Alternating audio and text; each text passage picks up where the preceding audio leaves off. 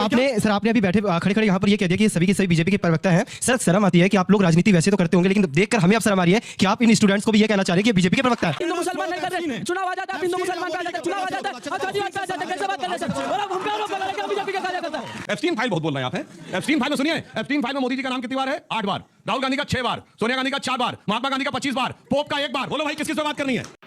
वर्तमान न्यूज़ के एक और दमदार डिबेट में आपका स्वागत है।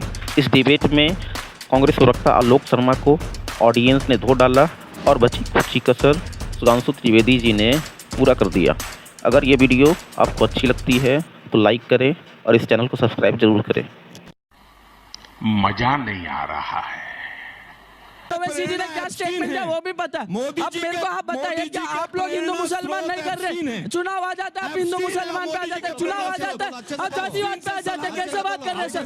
और अब हम पे आरोप लगा रहे हैं कि हम बीजेपी के कार्यकर्ता हैं। ये गलत बात है सर। हम यहाँ पे एज ए स्टूडेंट और एज ए वोटर आए और हमारा हक बनता है सवाल पूछना और आपका हक बनता है जवाब देना। आप हम पे ये आरोप मत लगाइए कि आप किसी पार्टी को सपोर्ट कर रहे हैं। कैसी है सर? और वो सिद्ध हो गया। आप बार बार एप्स्टीन फाइल बोल रहे हो। अब तो ध्रुव राठी ने भी घर वापसी कर ली है। चली गई। नहीं फिर आप यूट्यूब पे जाइए ना, आप यूट्यूब पे जाइए, ध्रुव राठी देखिए, सर्च कीजिए। अब तो वो भी घर वापसी कर रहा है, उसकी भी तो वीडियो देखिए आप। सुधांशु सर, मुसलमानों के लिए बाद में, पहले उससे पहले मोहन भागवत जी का एक बयान आया था भारत देश में कि इस भारत देश में 4 प्रकार के हिंदू होते हैं।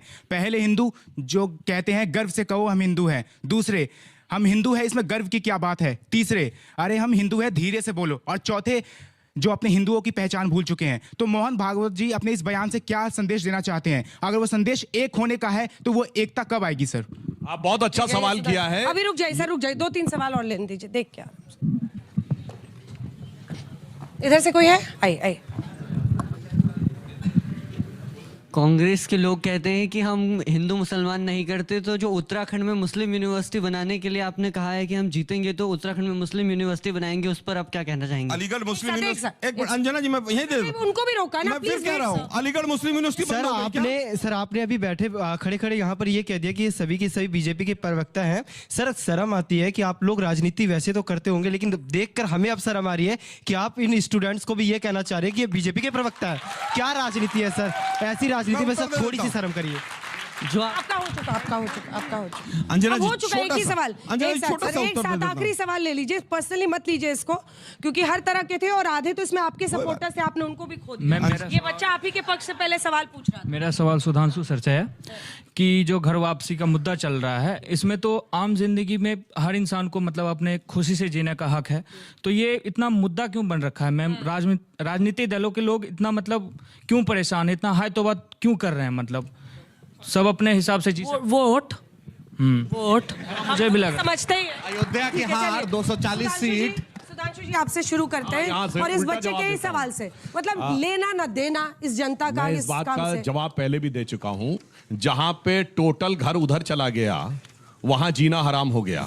कश्मीर में एक ही जगह है जो अभी भी आतंकवाद से पीड़ित है। और मैं बताना चाहता हूं, ये तथाकथित बाबरी मस्जिद की बात तो सब करते हैं, पर इस हिंदुस्तान में एक दरगाह भी नष्ट की गई है, शरारे शरीफ, वो जलाई गई थी। क्यों? क्योंकि एक सेक्ट ऑफ इस्लाम कहता है कि दरगाह कुफ्र है, उसके बारे में कोई नहीं बोलता। इसलिए मैंने कहा जब एक ही तरह के घर वाले रहते हैं तो एक दूसरे का भी जीना हराम कर देते हैं। अगर घर वापसी होगी सब आराम से रहेंगे।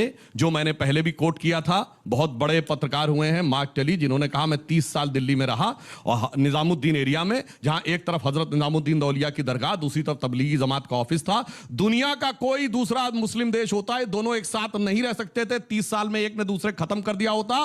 पर भारत में उसने कहा Muslims in India are the luckiest, कि वो अपने मजहब में जैसे चाहे इबादत करने को स्वतंत्र हैं। इसलिए इसकी आवश्यकता है। घर मजबूत रहेगा तो बाहरी लोगों के लिए भी मामला आगे रहेगा। और लास्ट में मैं ये भी कहना चाहता हूं, जो उसने बच्चे ने सवाल किया था कि कैसे हिंदू, उसके लिए जानते क्या है? ये जो एम वायरस हमारे दिमाग में घुसा हुआ है, आजादी के इतने लंबे समय के बाद, मतलब Macaulay virus of 19th century और Marxist virus of 20th century, ये दोनों जो हैं, इसी ने हमारे मन में ग्लानि भर दी है। 13 दिन की सरकार में सुषमा स्वराज जी की स्पीच देखिएगा, उन्होंने बोला था कि इस दिल्ली में यह माहौल बना के रखा गया था, इस भारत में आप तब तक इंटेलेक्चुअल नहीं माने जा सकते लुटियन जोन में, जब तक आप अपने भारतीय होने पर ग्लानि का अनुभव और हिंदू होने पर शर्म का अनुभव ना करें। अब जब से वो शर्म गर्व का अनुभव में बदलने लगा है, तब से बहुत से लोगों के नीचे की जमीन सरकने लगी। देखिए 12 साल से सरकार इनकी जमीन दूसरों की खिसक रही है, पता नहीं क्या कर रहे हैं। जमीन से वापस आता हूं भाई, शंकराचार्य से भी कागज मांग रहे हैं, तो कागज दिखाओ, कागज दिखाओ, कागज दिखाओ। अभी तक तो अब्दुल से कागज दिखाओ, कागज दिखाओ, अभी शंकराचार्य से भी मांगने लगे। हिंदुत्व के ठेकेदार भी ये हो गए, शंकराचार्यों को चारों को घर पे बैठा दिया, उनकी पालकी फेंक दी। 150-200 कथावाचक आसाराम टाइप और राम रहीम टाइप पैदा कर लिए, उनको पैरोल दे देते हैं चुनाव में वोटों के लिए, फिर ये सनातन की बात करते हैं। किस किस का क्या क्या पैरोल हुआ और कौन कौन आप लोगों ने यहां पर इस तरह के कथावाचक पैदा किए, टीवी स्टूडियो में किस तरह से आज आप साधु संतों को भी लड़वाने से बाज नहीं आ रहे, अखाड़ों को आपस में लड़वा रहे हैं। उनको ऐसा कर दिया है कि वो उसके पक्ष में बोलेगा, वो उसके पक्ष में बोलेगा। अब पता नहीं योगी जी शायद किसी को शंकराचार्य बनवाने के लिए लगे हुए हैं, इसलिए लड़ाई हो रही है। अरे भाई आप लड़ क्यों रहे हैं आपस में? आपके आने के बाद तो साधु संत आपस में लड़ने लगे और आप सनातन की और तमाम चीजों की बात करते हैं। अभी कहते हैं कि हिंदू मुसलमान बड़े प्यार से रहता है हिंदुस्तान में, बिल्कुल रहता है भाई, लेकिन अरे सुनिए ना भाई, सुनिए ना, वहां फलाना था, वहां वो ये था। आपके पूरे संसद में आप एक सांसद जिता के नहीं भेज पाए, आप एक मिनिस्टर मुस्लिम नहीं बना पाए। आपके तमाम सांसद कहते हैं कि हमें मुसलमानों का वोट नहीं चाहिए। आपके मुख्यमंत्री मुसलमानों के फोटो पर टारगेट करके गोलियां चलाते हैं। ठीक है, और इस आप पर एक एकता की डायरेक्ट बात जवाब करते हैं। दीजिए, डायरेक्ट सुप्रीम जवाब। कोर्ट लताड़ एक मारता है मुस्लिम आपको। उम्मीदवार नहीं मिलता है आपको, आपकी पार्टी को डायरेक्ट जवाब, अंजना जी। 542 आसाम में से शुरू कीजिए ना, एक मिनट, डायरेक्ट जवाब है। सुप्रीम कोर्ट ने क्या कहा है हेमंत बिस्वा के लिए? बोले बोले बोले। हाँ। इंडी गठबंधन ने 540 में 120 मुसलमान दिए थे, बोलो हाँ या ना? यूपी के अरे दिए, टिकट ही नहीं दिए, खुद दिए, देते नहीं और हमसे पूछते हैं। महाराष्ट्र जो यूपी के बाद सबसे बड़ा है, 48 में एक मुस्लिम नहीं दिया 2024 मैं आपसे नॉट इवन ए सिंगल। भाषण दे रहे हैं, मंत्री किसे कहते हैं खुद मियां हमने फजीहत। सब कुछ बनाया, सर, हमने राष्ट्रपति बनाए, हमने उपराष्ट्रपति बनाए। आप ये बताइए आपने एक मंत्री क्यों नहीं बनाया? हमारे 3 मंत्री रह चुके हैं। वो नकवी जी कहां गायब कर दिए? उनका कार्यकाल, मगर सुनिए, हमने हमने अब फिर अपने टर्न एप्स्टीन फाइल बहुत बोल रहे हैं आप, हैं एप्स्टीन फाइल में। सुनिए, एप्स्टीन फाइल में मोदी जी का नाम कितनी बार है? 8 बार, राहुल गांधी का 6 बार, सोनिया गांधी का 4 बार, महात्मा गांधी का 25 बार, पोप का 1 बार। बोलो भाई किस किस पे बात करनी है? पोप जॉन पॉल II का भी नाम है। कहीं पर यह नहीं लिखा कि एप्स्टीन से कोई सलाह लेने गया था, मोदी जी केवल लेकर, और उसमें लिखा है कि इजराइल में नाचने गए थे। क्या सच है? किसने लिखा है और क्या क्या लिखा है? किस किस के बारे में बताइए, कितनी बार के बारे में? अच्छा बताइए, एक मिनट। हरदीप पुरी ने कहा मैं 3-4 बार मिला हूं, बस। एक मिनट मेरे से खुलासा हुआ जन्म से पहले 1 मिनट 22 बार मिला आदमी। पूरा कर लीजिए। एप्स्टीन के जन्म से पहले ही महात्मा गांधी की डेथ हो चुकी थी, तो जिसका नाम उसमें आ रहा हो, पता नहीं क्यों एक यौन विकृत मानसिकता के सजाए याफ्ता अपराधी का नाम ले लेकर अपने गुनाहों को छिपाने का इससे दुर्भाग्यपूर्ण तरीका आपको नहीं दिखाई पड़ेगा? प्रेस कॉन्फ्रेंस इनके मंत्री करते हैं एप्स्टीन पे, और नाम हम ले रहे हैं। आदिल साहब, उस प्रेस कॉन्फ्रेंस किसने की थी? इनके मंत्री ने की थी। सफाई किसने दी थी? इनके मंत्री ने दी थी। एक मिनट, जब हरदीप पुरी जी थे, प्रधानमंत्री भी एक दिन सफाई देंगे, ध्यान रखिएगा। सुनिए, जब हरदीप पुरी जी ने जिस समय का उल्लेख किया, उस समय वो क्या थे? कुछ भी नहीं थे। परमानेंट मैं फिर कह रहा हूं, बिना कुछ हुए वो किस तरह से भारत सरकार के बिहार सरकार कर रहे थे?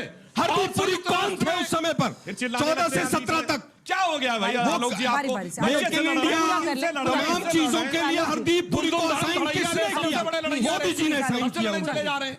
मैं सिर्फ ये कह रहा हूं, हरदीप पुरी जी का जिस समय का उल्लेख है, उस समय वो यूपीए सरकार में, संयुक्त राष्ट्र में भारत सरकार के स्थायी प्रतिनिधि थे। सरकार नहीं